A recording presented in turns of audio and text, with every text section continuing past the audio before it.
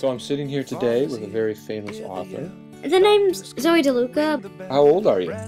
I wish I was somewhere in my 20s, but really, actually, to tell the truth, I'm actually just pretty much just 8.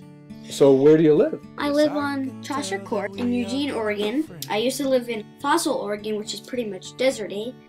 Fossil is called Fossil because behind the high school, there's this big gorge thing, and it's completely covered with fossils. Not like dinosaur stuff, just kind of like fish and plants and stuff. Maybe it used to be like some part of the ocean. It's just my guess, or maybe it was used to be really watery and there were a lot of streams, and so the fish lived there, but then it got all dry somehow and then the fish died. So I hear that you just published a book. What's it called? It's called Battle of Sun and Rain, and actually you helped me with it. That's right, I remember that day. Why did we write that book? The weather was really strange. It started like sunny, cloudy, sunny, cloudy, sunny, cloudy, and it was just all crazy. So what did we do? We went inside and then we started writing, and then suddenly it started to hail. So we added the hail monster in it. And so then we just got this book. I wanted you to read the story out loud Oh, for us. sure. Okay, oh, sure. Oh, sure. All right, so let's do that. It's called Battle of Sun and Rain.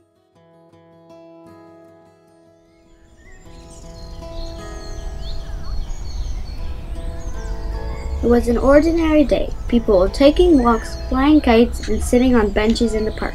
But then a strange thing happened. "Look," the little boy cried. "Look at Sun and Rain. They're doing something strange." All the people who heard him looked up and saw Sun and Rain in the distance. They couldn't quite tell what was happening, but it was certainly strange. Sun and Rain were rushing at each other, getting closer and closer. When they got close enough to touch, they put up their fists like boxers and crouched down like wrestlers. "Look," the boy cried, "Sun and Rain are starting to fight." And it was true. Sun and Rain were about to fight. Lightning flashed and rain stretched a great cloud around Sun. As soon as they saw that cloud, the people ran under the biggest trees they could find. Seconds later, thunder rumbled, and with a whoosh, giant sheets of water dropped from the sky. Rain fell so fast and hard that ponds became like lakes and streams like rivers.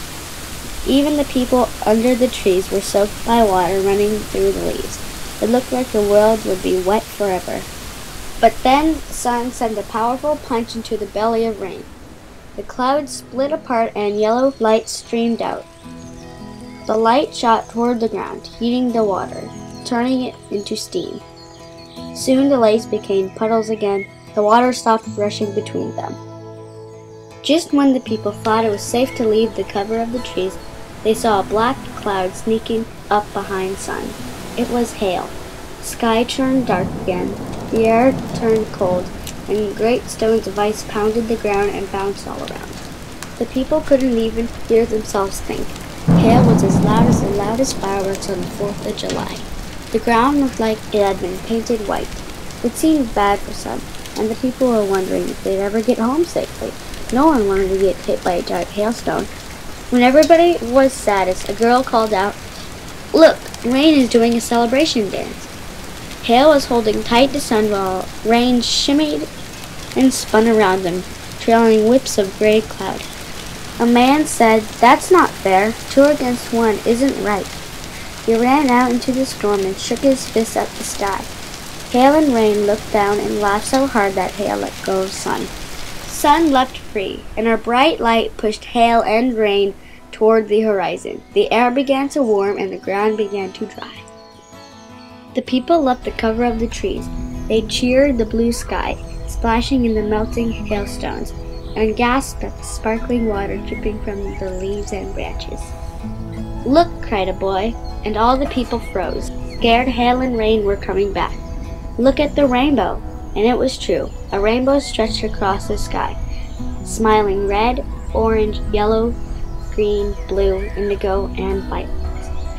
The people clapped and laughed, then wandered home full of wonder that so fierce a battle between sun and rain could paint such a beautiful rainbow. What an extraordinary day.